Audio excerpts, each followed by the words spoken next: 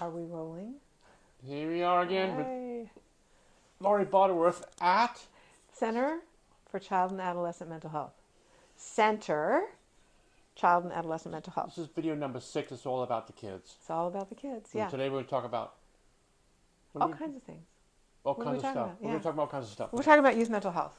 Yeah. Okay? And you had some questions because we want to give some tools for parents, right?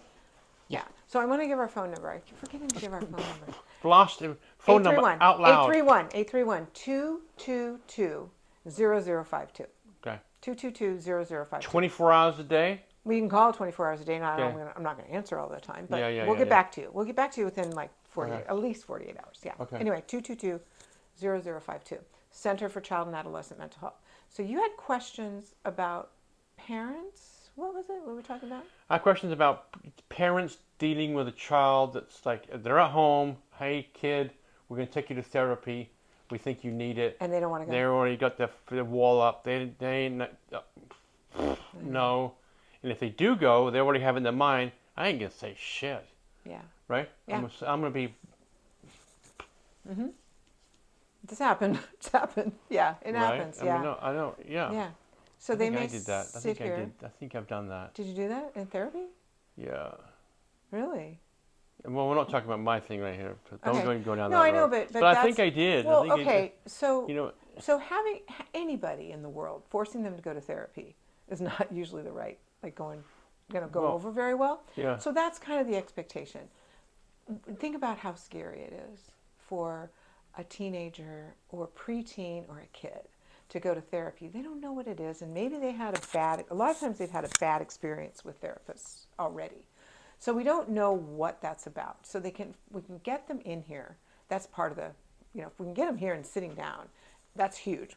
So sometimes they do just sit. And so I like to play games. And go ahead. Go ahead. Sometimes I'll play Uno with the kid who doesn't want to be here. You know how much you can tell about a kid by playing Uno with them? Quite a bit, I would imagine. Yeah.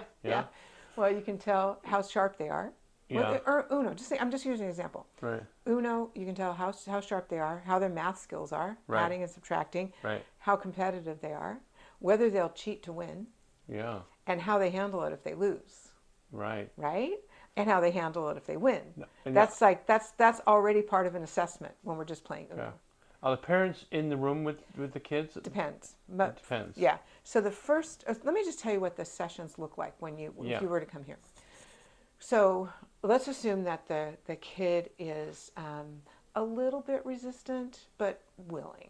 Okay, and there's so the first thing we would do is I make it fun, is we just go through their life story. Like when they were a kid, what their first memory is, developmentally, anything that kind of stood out, and usually the parents in here with them for part of that. And I play this game where they can flash cards and see if they thought Johnny's room is clean, and they get to flash up a card, yes or no, or sometimes, and so we see if the parents match with the kids, and we can make it fun and funny, and we can figure out kind of what's important to them and what's going on. Mm-hmm. And this whole time I'm observing the dynamic between the parent and the child, or the young person, and how they relate to their parent. If they disagree, is it light, or is there, so I'm learning a lot about that. After that, then I'll ask them a whole series of questions about themselves, about their lives, to figure out where they kind of fit in to tendencies around mental health and what it is that we can work on to make their life better. And do you know you're making headway? Oh yeah. Do you know you're inching? You can be inching. 1 millimeter at a time. You got little progress. I have a kid who comes in here, Huh? hair like this, just hair down, and sometimes I'll get like a look up like that, and then like. I can imagine the hoodie on, the hair down, it's dark.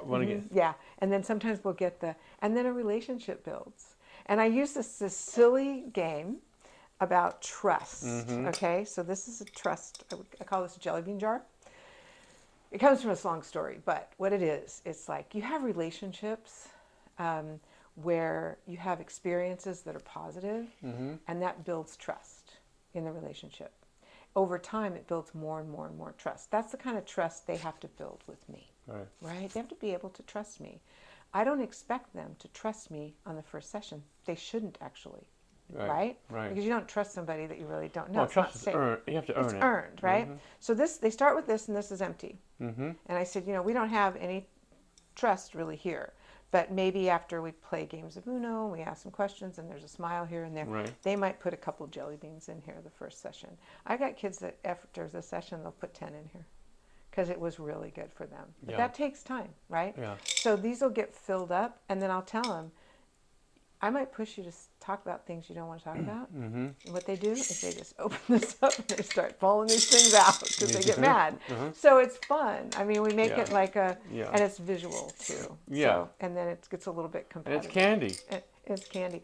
And the thing is, if they pull them out, they take them out and they eat them. They go outside. Yeah, I do the same thing. But the point is, for parents, finding a therapist that you trust is so important. You're going to give your kid over to a person. Let me ask you this. Why should a parent trust you? I know. Why should they? Can you answer that? Yeah, I think figure it out. Make sure you do trust that person.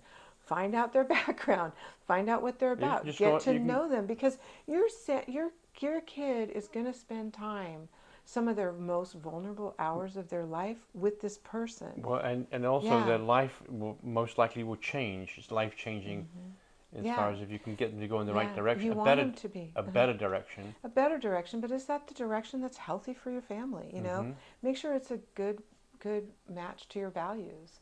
So usually what I have happen, most of the time, sometimes with the teenagers, not as much, it depends. But I spend the first 40 minutes or so with the kid, and then the parent comes in, and then the kid tells their parent what we worked on. Right. And then what we're going to work on together as a family during the week. I don't treat youth without parent involvement in some way, unless it's like an unsafe situation at home. That's a different situation, but we really treat the family. I so believe in family-centered care. So what? Yell out the phone number again. So give us a call, and we can help you find somebody. If we're not a good fit here, that's fine. It's 831-222-0052. Just remember 222. Do it slower and louder in the camera. If you remember 222. Yeah. And then you go 0052. Piece of cake. Piece of cake. Yeah. And we'll answer questions. Okay. Now, put your number 2 coming up. Okay, great.